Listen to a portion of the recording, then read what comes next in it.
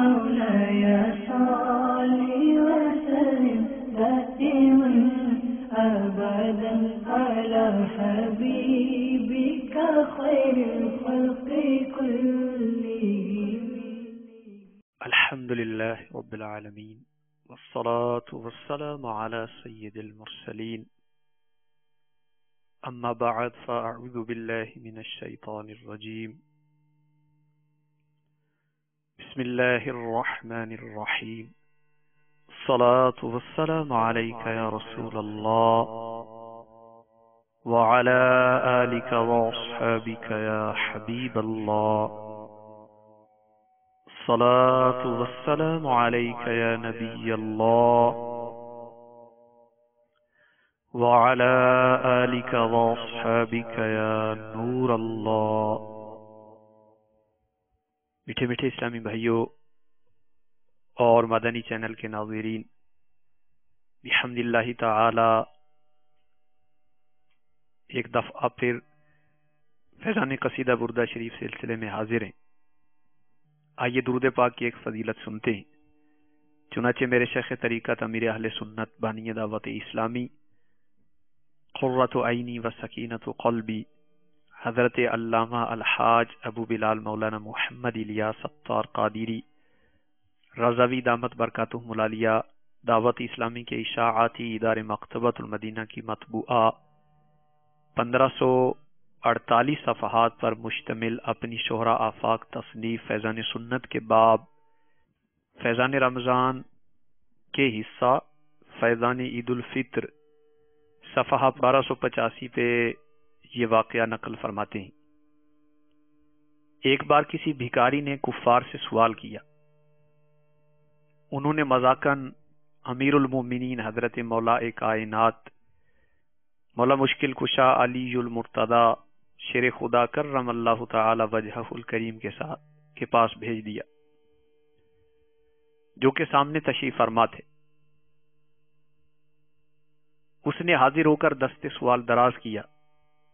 آپ کرم اللہ تعالی وجہہ الکریم نے 10 بار درود شریف پڑھ کر اس کی ہتھیلی پر دم کر دیا اور فرمایا مٹھی بند کر لو اور جن لوگوں نے بھیجا ہے ان کے سامنے جا کر کھول دو.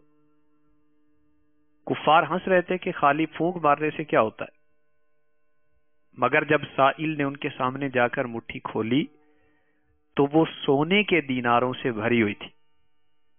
یہ کرامت دیکھ کر کئی کافر مسلمان ہو گئے.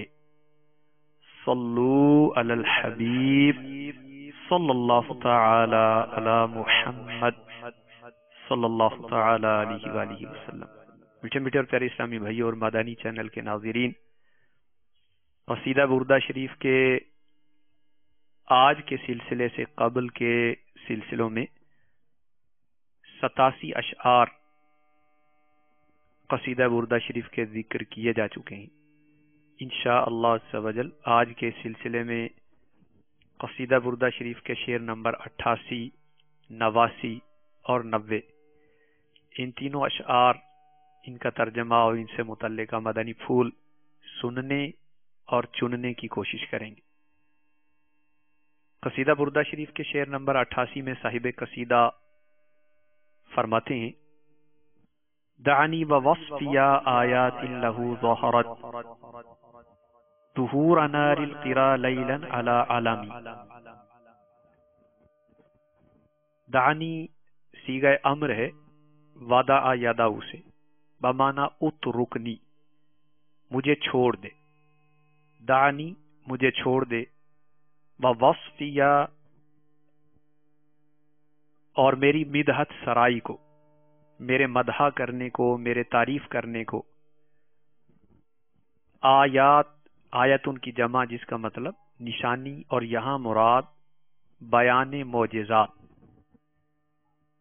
حضور انور صلی اللہ علیہ وسلم کے معجزات کا بیان. لہو میں ضمیر راجع الی النبی صلی اللہ علیہ وسلم، رحمت عالم صلی اللہ تعالی علیہ وسلم کی طرف راجع ہے.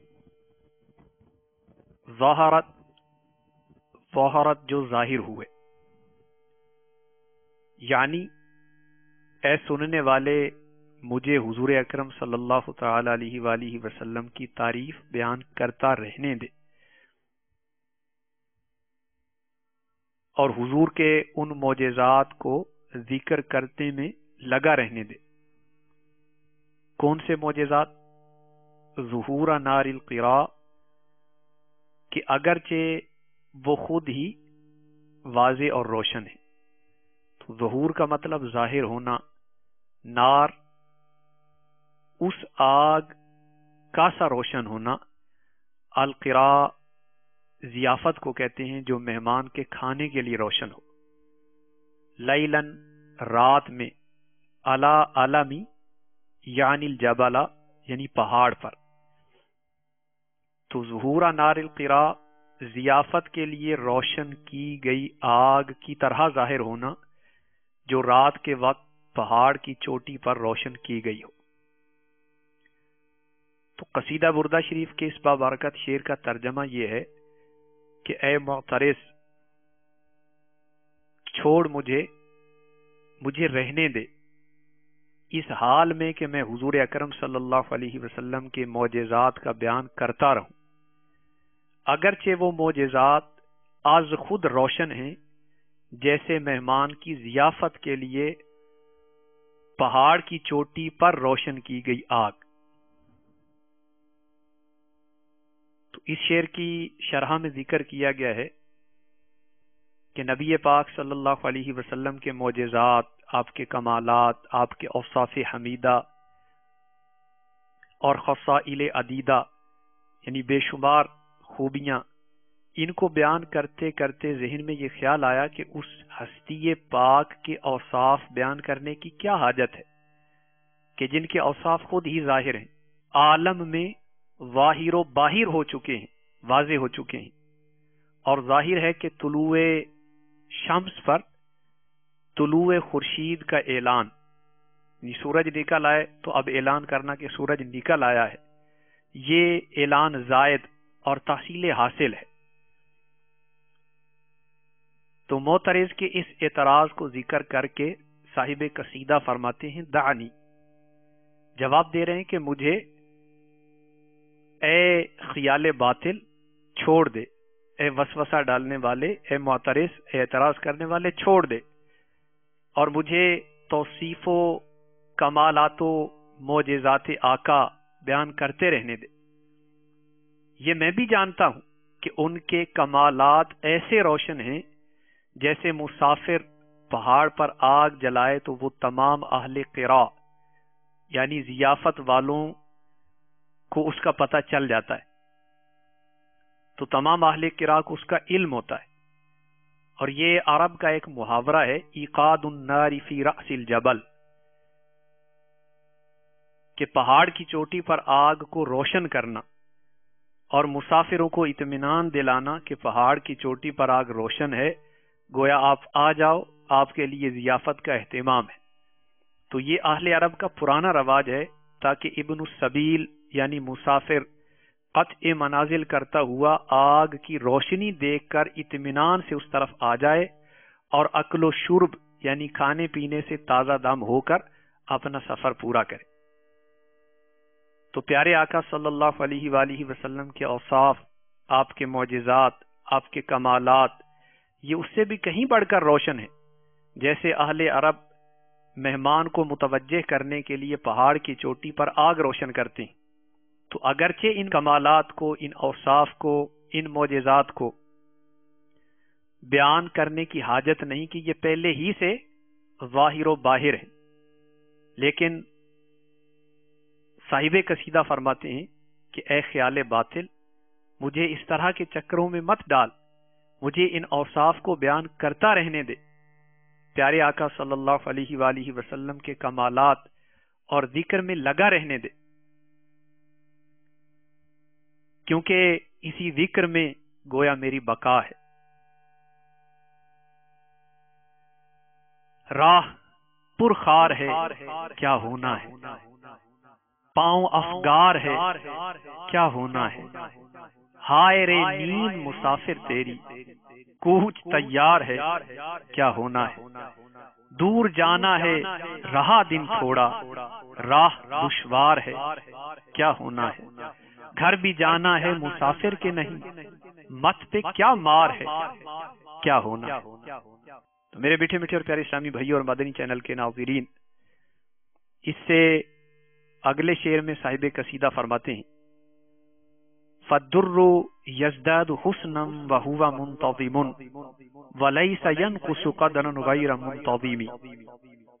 در موتی کو کہتے ہیں، اور یزداد زیادہ ہوتا ہے، حسنًا اس کا حسن، وَهُوَ اس کا مطلب اگرچہ وہ، منتظم لڑی میں پرویا ہوا ہو، وَلَيْسَ يَنْقُصُ اور نہیں کمی آتی، قدرن اس کی قدر میں، اس کی قیمت میں، غیر منتظمی اگرچہ وہ پرویا ہوا نہ بھی ہو۔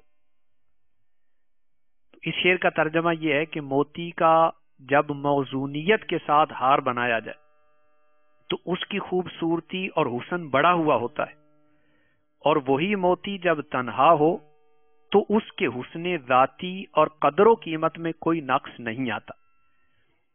گویا صاحب قصیدہ یہ فرما رہے ہیں کہ میری مدحت سرائی سے حضور انور صلی اللہ علیہ وسلم کی شان بڑھ نہیں جاتی، اور ترک مدحت میں ان کی شان گھٹتی نہیں۔ یعنی میں حضور کی تعریف کروں، حضور کی شان بیان کروں تو وہ تو پہلے ہی بہت زیادہ بلند ہے، اللہ تعالی کی مخلوق میں سب سے بلند ہے، اور اگر میں ترک مدحت بھی کرتا ہوں تو چونکہ ان کی شان عالی سب سے عرفہ ہے تو میرے ترک مدحت میں بھی ان کی شان گھٹتی نہیں، مگر ہار جب اپنی زینت چاہتا ہے تو قیمتی موتی کے حسن سے تابانی حاصل کرتا ہے۔ اسی طرح میں کان نبوت کے اس در بے بہا کو اپنی نظم میں لگا کر عملوں کی ہار کی زینت بڑھا رہا ہوں، ورنہ وہ تو یوں بھی وہی ہیں اور یوں بھی وہی۔ کہاں طاقت بشر کو، کہاں طاقت بشر کو جو مدیح مصطفیٰ ٹھہرے، کہاں طاقت بشر کو جو مدیح مصطفیٰ ٹھہرے، مدیح ذات پاک احمدی جب خود خدا ٹھہرے۔ باغ میں شکر وصل تھا ہجر میں ہائے ہائے گل، کام ہے ان کے ذکر سے خیر وہ یوں ہوا کہ یوں۔ تو کام ہے ان کے ذکر سے خیر وہ یوں ہوا کہ یوں۔ اے رضا خود صاحب قرآن ہے مداح حضور، تو مجھ سے کب ممکن ہے پھر مدحت رسول اللہ۔ تو ہمارے آقا صلی اللہ علیہ وآلہ وسلم ایسے ہیں، ان کی شان ایسی عرفہ و اعلیٰ ہے کہ جو ان کی تعریف کرتا ہے گویا وہ اپنے کلام کی زیب و زینت اور مرتبے کو بڑھا لیتا ہے۔ اسے اگلے شعر میں فرما رہے ہیں فما تطاول اعمال المدیح الى ما فیہ من کرم الاخلاق والشیم۔ تو ما استفہام انکاری یا استفہام تعجبی ہے، جس کا مطلب فما کا پس کیا، اور تطاولا اس کا مطلب ہے مدّا عنقہ مریدا لاطلاع علیہ، کسی چیز کو غور سے دیکھنے کے لیے گردن اونچی کرنا، یہ تطاول کہلاتا ہے۔ تو لمبی گردن کر کے دیکھنا، اور اعمال عمل کی جمع ہے حمزہ کے ساتھ، اور عمل امید تمنا کرنے کو کہتے ہیں۔ اعمال سے مراد آرزوئیں، تمنائیں، اور المدیح تعریف کرنے کے، اور الہ کا مطلب کہاں تک، اور معافی جو کچھ ہے ان میں، من کرم الاخلاق برگزیدہ عادتیں، وشیم اور پسندیدہ خصلتیں۔ تو اس پورے شعر کا ترجمہ یہ ہے، اے مدحہ کی آرزو کرنے والے، کیا امید مدحہ میں حضور کے اوصاف پر اونچی اونچی گردن کر کے ان کے اخلاق حمیدہ اور عادات پسندیدہ کا اندازہ کر رہا ہے؟ تو ان کی حد و غایت معلوم کرنا محال ہے۔ تو میرے آقا اعلی حضرت گویا قصیدہ بردہ شریف کے اسی شعر کی ترجمانی کرتے ہوئے فرماتے ہیں، تیرے تو وصف عیب تناہی سے ہیں بری، تیرے تو وصف عیب تناہی سے ہیں بری، حیران ہوں میرے شاہ میں کیا کیا کہوں تجھے۔ تو صاحب قصیدہ یہ فرماتے ہیں کہ اے مدح کی آرزو کرنے والے، کیا حضور کی مدح میں اوصاف پر اونچی اونچی گردن کر کے تو ان کے اخلاق حمیدہ اور عادات پسندیدہ کا اندازہ کر رہا ہے؟ تو ان کے اخلاق اتنے اعلیٰ ہیں، ان کی عادات اتنی عرفہ ہیں کہ تو اپنی گردن کو جتنی مرضی اونچی کر لے، ان اخلاق کا، ان اوصاف کا تو اندازہ نہیں لگا سکتا۔ ان کی حد، ان کی غایت معلوم کرنا تیرے لیے محال ہے۔ محمد سے صفت پوچھو خدا کی صلی اللہ علیہ وآلہ وسلم، محمد سے صفت پوچھو خدا کی اور خدا سے پوچھئے شان محمد صلی اللہ تعالی علیہ وآلہ وسلم۔ زہ عزت و اطلاع محمد کہ ہے عرش حق زیر پائے محمد صلی اللہ تعالی علیہ وآلہ وسلم۔ میرے میٹھے میٹھے اور پیارے اسلامی بھائیوں اور مدنی چینل کے ناظرین، ان تینوں اشعار میں صاحب قصیدہ نے رحمت دو عالم نور مجسم صلی اللہ تعالی علیہ وآلہ وسلم کے اوصاف، معجزات اور کمالات کو بیان کرتے رہنے کی گویا جستجو کی ہے، تمنا کی ہے کہ میں پیارے آقا صلی اللہ تعالی علیہ وآلہ وسلم کے اوصاف، آپ کے کمالات بیان کروں، یہ میرے لیے بہت بڑی سعادت ہے۔ ایسا نہیں کہ میں اوصاف بیان کروں تو اوصاف اور کمالات کے بیان کی وجہ سے ذکر مصطفیٰ کو زینت ملتی ہو۔ حقیقت یہ ہے کہ میں اوصاف و کمالات مصطفیٰ بیان کروں تو میرے کلام کو زینت ملتی ہے، اور یہ میرے لیے سعادت ہے کہ میں ذکر مصطفیٰ میں لگا ہوں۔ جیسے بادشاہ کی خدمت میں کوئی شخص تحفہ پیش کرتا ہے تو بادشاہ کو اس شخص کے تحفے کی حاجت نہیں کہ وہ تو خود بادشاہ ہے، لیکن بادشاہ کی خدمت میں وہ تحفہ پیش کرے تو نتیجتاً بادشاہ، اس نے اپنی حیثیت کے مطابق اس کو تحفہ دیا تو بادشاہ اپنے مرتبے کے مطابق اس کو نوازے گا۔ تو یوں ہی اسی امید پر ذکر مصطفیٰ کر رہے ہیں کہ ہم ذکر مصطفیٰ کرتے جائیں، ان کی رحمت ہماری طرف متوجہ ہو جائے گی تو انشاءاللہ دو جہاں میں بیڑا پار ہو جائے گا۔ کہ عرش حق ہے مسند رفعت رسول اللہ کی، دیکھنی ہے حشر میں عزت رسول اللہ کی، خاک ہو کر عشق میں چین سے سونا ملا، جان کی اکسیر ہے الفت رسول اللہ کی۔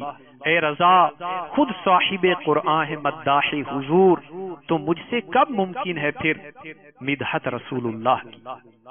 صلو علی الحبیب صلی اللہ تعالی علی محمد صلی اللہ تعالی علیہ وآلہ وسلم۔ میٹھے میٹھے اور پیارے اسلامی بھائیوں اور مدنی چینل کے ناظرین، دل میں الفت مصطفیٰ بڑھانے اور سنتوں کا جذبہ پانے، فرائض و واجبات کی طرف خود کو متوجہ فرمانے اور عمل کا جذبہ پانے کے لیے تبلیغ قرآن و سنت کی عالمگیر غیر سیاسی تحریک دعوت اسلامی کے پیارے پیارے مدنی ماحول سے وابستہ ہو جائیے۔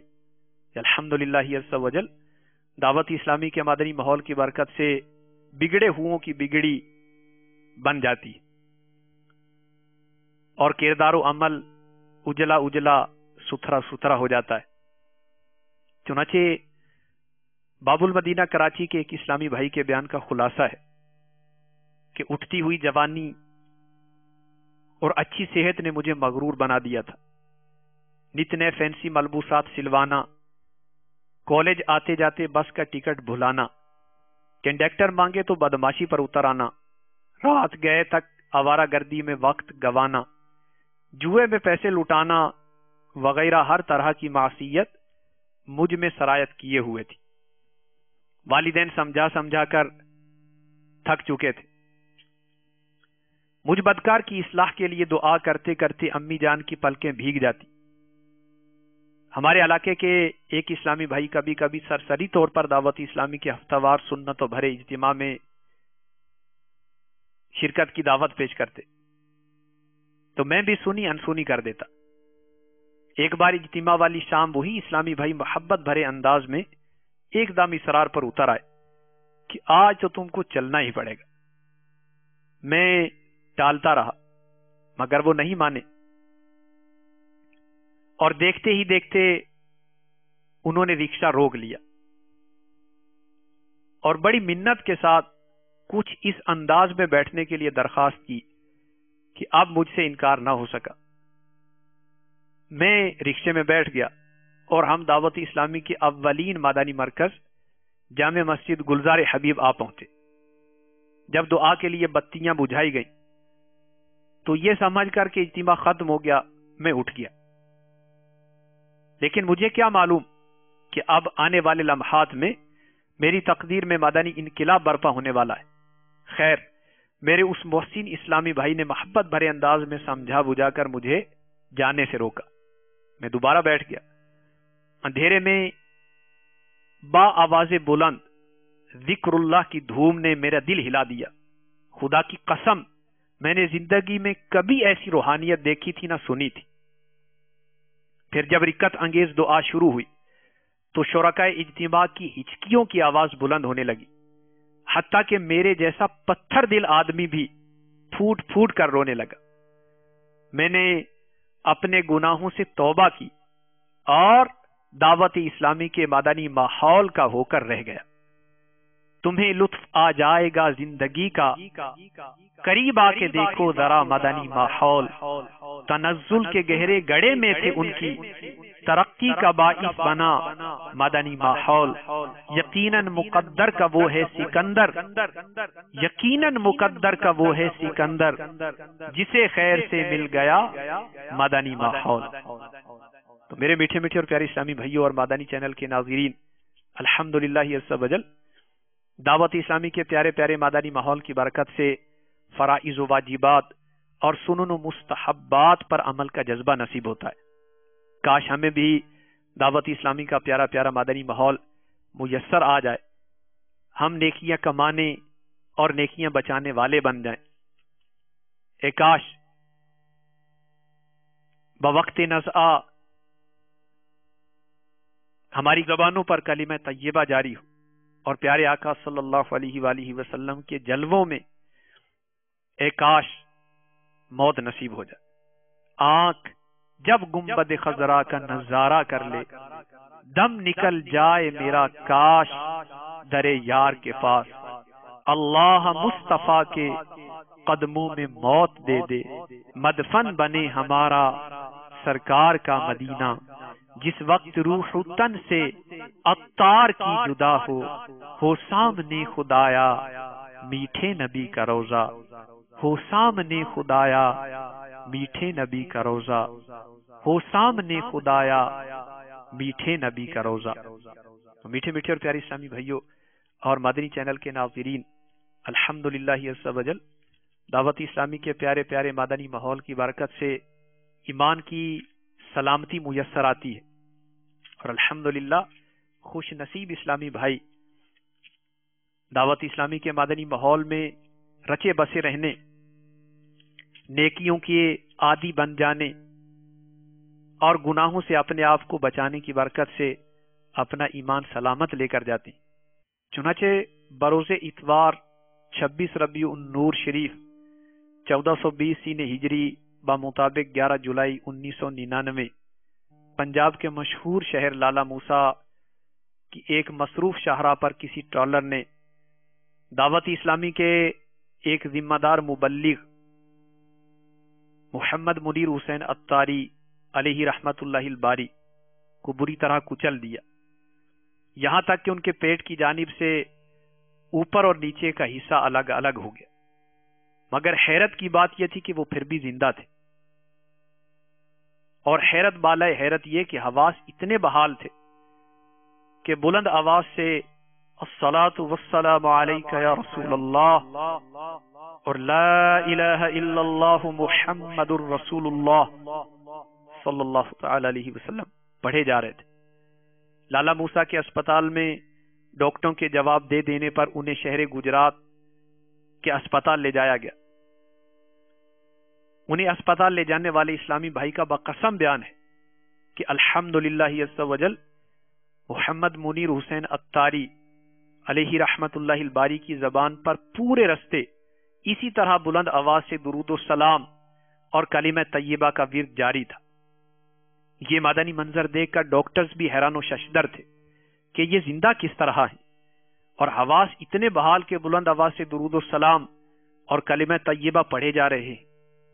ان کا کہنا تھا کہ ہم نے اپنی زندگی میں ایسا با حوصلہ اور با کمال مرد پہلی مرتبہ ہی دیکھا۔ کچھ دیر بعد وہ خوش نصیب عاشق رسول محمد منیر حسین اتاری علیہ رحمت اللہ الباری نے بارگاہ محبوب باری عز و جل و صلی اللہ تعالی علیہ وسلم میں بصد بے قراری اس طرح استغاثہ پیش کیا، یا رسول اللہ آ بھی جائیے، یا رسول اللہ میری مدد فرمائیے، یا رسول اللہ مجھے معاف فرما دیجیے۔ جب میرا دنیا سے سفر ہو ان کا جلوہ پیش نظر ہو، ان کے قدم ہو میرا سر ہو، یا اللہ میری جھولی بھر دے، یا الہی بھول جاؤں نزعہ کی تکلیف کو، شادی دیدار حسن مصطفیٰ کا ساتھ ہو، ہے تمنائے ابتار یا رب ان کے جلووں میں یوں موت آئے، جب تڑپ کر گرے میرا لاشا تھام لے بڑھ کے شاہ مدینہ۔ اس کے بعد بآواز بلند لا الہ الا اللہ محمد الرسول اللہ صلی اللہ تعالی علیہ وسلم پڑھتے ہوئے جام شہادت نوش کر گئے۔ جی ہاں، جو مسلمان حادثے میں فوت ہو وہ شہید ہے۔ اللہ عز و جل کی ان پر رحمت ہو اور ان کے صدقے ہماری مغفرت ہو۔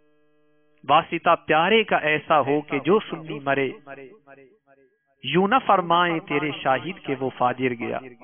میں وہ سنی ہوں جمیل قادری مرنے کے بعد میرا لاشا بھی کہے گا الصلاۃ والسلام۔ میٹھے میٹھے اسلامی بھائیو، یہ واقعہ ان دنوں مختلف اخبارات نے شائع کیا۔ الحمدللہ عز وجل شہید دعوت اسلامی محمد منیر حسین اتاری علیہ رحمت اللہ الباری دعوت اسلامی کے ذمہ دار مبلغ تھے، اور حادثے کے ایک روز قبل ہی عاشقان رسول کے سنتوں کی تربیت کے مدنی قافلے کے ساتھ سفر کر کے لوٹے تھے، اور مرحوم روزانہ صدائے مدینہ بھی لگاتے تھے۔ دعوت اسلامی کے مدنی ماحول میں نماز فجر کے لیے مسلمانوں کو جگانا صدائے مدینہ لگانا کہلاتا ہے۔ الحمدللہ عز وجل بے شمار خوش نصیب اسلامی بھائی یہ سنت ادا کرتے ہیں۔ جی ہاں، تصویب نماز کے لیے مسلمانوں کو متوجہ کرنا، جگانا، خصوصاً نماز فجر کے لیے جگانا، یہ بھی سنت ہے۔ چنانچہ حضرت سیدنا ابو بکر رضی اللہ تعالیٰ عنہ جو کہ قبیلہ بنو ثقیف کے ایک صحابی، آپ فرماتے ہیں کہ میں سرکار مدینہ صلی اللہ تعالی علیہ وسلم کے ساتھ نماز فجر کے لیے نکلا۔ ابو داود شریف کی حدیث پاک نمبر 1264 ہے۔ تو آپ صلی اللہ علیہ وآلہ وسلم جس سوتے ہوئے شخص پر گزرتے اسے نماز کے لیے آواز دیتے یا اپنے پاؤں مبارک سے ہلاتے۔ الحمدللہ عز وجل خوش نصیب اسلامی بھائی صدائے مدینہ لگاتے ہیں اور سنت کا ثواب پاتے ہیں۔ تو ہم بھی نیت کر لیں کہ انشاءاللہ ہم بھی صدائے مدینہ لگانے کی سعادت حاصل کریں گے۔ میٹھے میٹھے اسلام بھائیو، ایسا لگتا ہے کہ محمد منیر حسین اتاری علیہ رحمت اللہ الباری کی خدمت دعوت اسلامی رنگ لائی اور انہیں آخری وقت کلمہ نصیب ہو گیا، اور جس کو مرتے وقت کلمہ نصیب ہو جائے اس کا آخرت میں بیڑا پار ہے۔ چنانچہ نبی رحمت شفیع امت مالک جنت محبوب رب العزت عز و جل و صلی اللہ تعالی علیہ وسلم کا فرمان جنت نشان ہے، جس کا آخری کلام لا الہ الا اللہ ہو وہ داخل جنت ہوگا۔ فضل و کرم جس پر بھی ہوا اس نے مرتے دم کلمہ پڑھ لیا اور جنت میں گیا۔ لا الہ الا اللہ۔ صلو علی الحبیب صلی اللہ تعالی علی محمد صلی اللہ تعالی علیہ وآلہ وسلم۔ مولاي صل وسلم دائما أبدا على حبيبك خير الخلق كلهم